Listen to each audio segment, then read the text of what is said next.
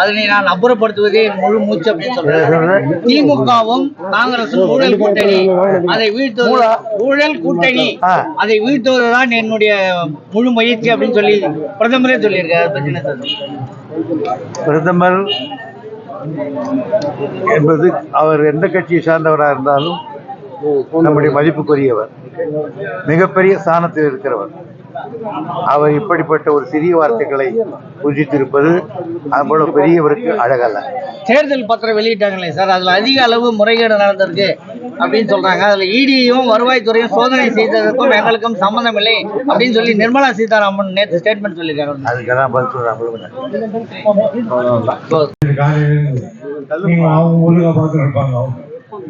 உங்கள் அனைவருக்கும் வணக்கம். இந்த பாலம் முன்னாலே நான் பொதுப்பணித்துறை அமைச்சராக இருக்கிற பொழுது நண்பர் காந்தி அவர்கள் இந்த தொகுதியில் எம்எல்ஏ இருக்கிற பொழுது இதை கட்டி கொடுக்க சொன்னார்கள்.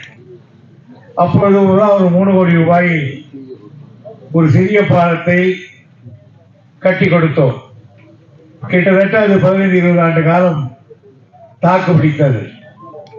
எந்த வருஷம் வராத அளவுக்கு இந்த வருஷம் பொன்னையாற்றிலே தண்ணீர் அதிகம் வந்தது.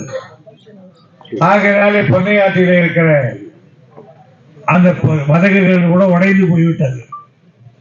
பொன்னைக்கும் புதியதாக இருந்த ஒரே போல தாய்ப்பாலம் அதுவும் உடைந்து போனது. வலுவான அந்த பாலங்களை உடைந்து போகிற பொழுது இது சாதாரணமாக கட்டப்பட்ட இந்த பாலம் இதுவும் உடைந்து போனது. ஆக இவர்களை எல்லாம் ரிப்பேர் செய்தார் ஒழிய இந்த பகுதி மக்கள் அந்த பகுதிக்கு இந்த பகுதிக்கும் போய் வர முடியாது. நடந்துதான் மாற்ற கிடக்க வேண்டும். வண்டியிலே வாகனம் போக வேண்டுமானால் இவர்கள் எல்லாம் பொன்னை போய் வர வேண்டும், இல்லாவிட்டால் திருவள்ளம் போய் வர வேண்டும். இவ்வளவு தூரம் நடக்குவதற்காகத்தான் இந்த பாலத்தை உடனடியாக கட்டியிருக்கிறோம்.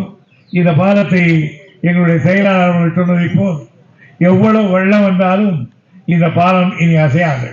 காரணம், பாலத்துக்கு அடியே கண்ணீரை தண்ணி போனாலும் மேலே போனாலும் கூட பாலத்தை அசைக்க முடியாத அளவுக்கு கட்டி இருக்கிறார்கள். நீண்ட நெடுங்காலத்துக்கு பிறகு இது நிற்கும் என்று நான் உங்களுக்கு உறுதி தருகிறேன். இந்த பாலத்தை அமைத்து விட்டோமே தவிர இந்த பாலத்திலே இருந்து மேல்பாடி ஊருக்கு வரையில் இன்னும் சரியான சாலை அமையவில்லை. வருகிற பொழுதே நான் சொன்னேன், நம்முடைய ஒன்றியத்தில் பெருந்தலைவருக்கு என்ன செய்வதோ தெரியாது. பாலம் போட்டுவது மட்டுமல்ல, இந்த பாதை சரியில்லை, உடனடியாக செப்பனிட்டால்தான் இந்த பாலத்துக்கு மரியாதை என்று நான் தெரிவித்திருக்கிறேன். தேர்தல் முடிகிற வரையிலே ஒரு வேலை செய்யக்கூடாது என்று அரசியல் சட்டம்.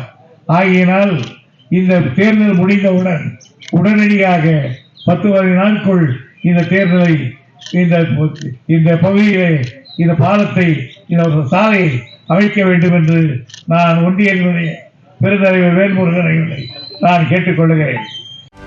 செய்திகளை உடனுக்குடனும் துல்லியமாகவும் தெரிந்து கொள்ள சப்ஸ்கிரைப் பண்ணுங்க.